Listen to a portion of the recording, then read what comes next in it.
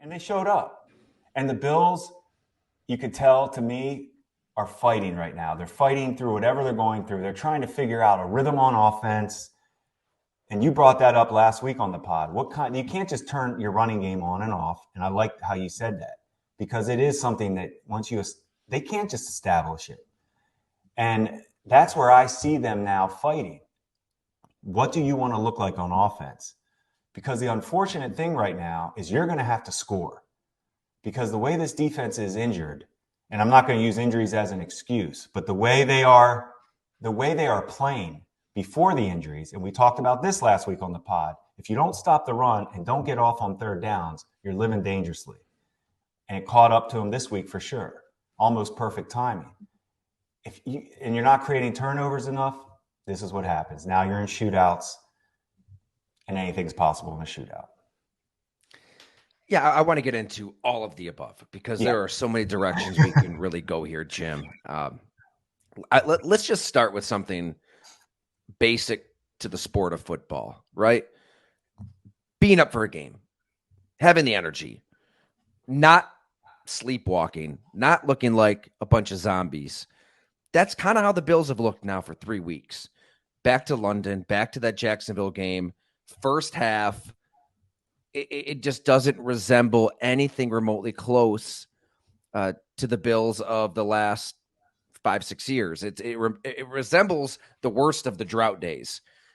Before you even got there, long before, I mean, there were games when the Bills, the ball's kicked off, and it's kind of a pathetic viewing experience. It looks like guys just are going through the motions, and that's the initial feeling. And maybe this is the pro player, bone in my body's kind of coming out here, but I think it's coaching.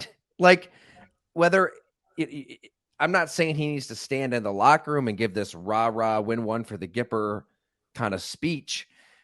It's just, it looks like a team kind of exhausted, worn down, tired, just almost like they've been going so hard 24/7, 365. It could be a practice in the middle of May, and this is a head coach, the way he's wired, to just go hard all the time. That's what you hear. You can't just push and push and push and push year round like that. We're trying to figure out why the Bills look the way they do. That could be a reason, right? They're just an exhausted football team here. They look like a team that already played a full season. To me, that's an indictment of coaching, and that's before you even really get to the defense and the game plans. And yes, they're down Daquan Jones, Matt Milano, Tre'Davious White. Guess what? The New England Patriots were down Matthew Judon, Josh Uche, Christian Gonzalez. All teams have injuries, 100%. Including the 100%. One that was on the field with you in Foxborough. And guess what? 100%. Bill Belichick pressured Josh Allen 41% of the time. The players said it after the game.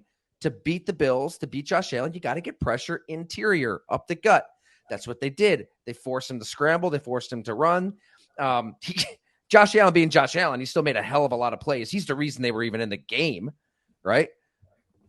And now we're kind of getting in the weeds offensively, but that's why I've been saying just run the ball. You're playing a bad football team. Just hand the ball off to James Cook, to Latavius Murray. Get the hell out of there with a win while your offense figures out what they even are going to be. Instead, I think they ran the ball to backs 17 times on 66 plays. And so you kind of play into Bill Belichick's trap in that regard. So that's where Sean McDermott is outcoached too. And look, people can blame Ken Dorsey all they want, which is just silly to me. Like, he's the offensive coordinator. Sean is the head coach. It's any head coach of any football team. They're not just locking themselves in a dungeon when it's the offense is on the field. Like, he's the one in charge. So that's an indictment of him as well. It's just we hear all the time about complimentary football. Well, that's a coaching thing. It was all a miss for the Bills.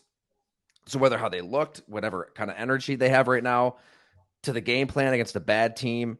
And you're right. I mean, I just pulled up Mac Jones's numbers. It just bears repeating the last few weeks. Yeah. They beat the Jets. He completes half of his passes. It's just kind of a sad football game, but they beat the Jets.